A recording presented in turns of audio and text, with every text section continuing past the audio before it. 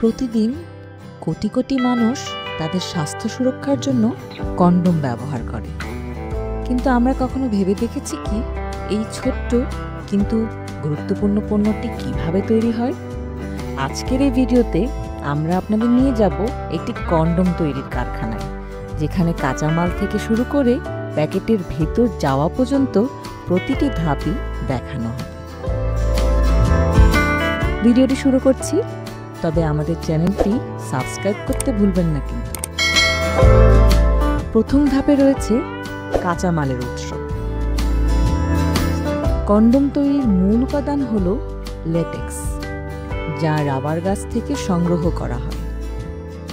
Rubber গাছের বাকল কেটে তরল লেটেক্স সংগ্রহ করা হয়।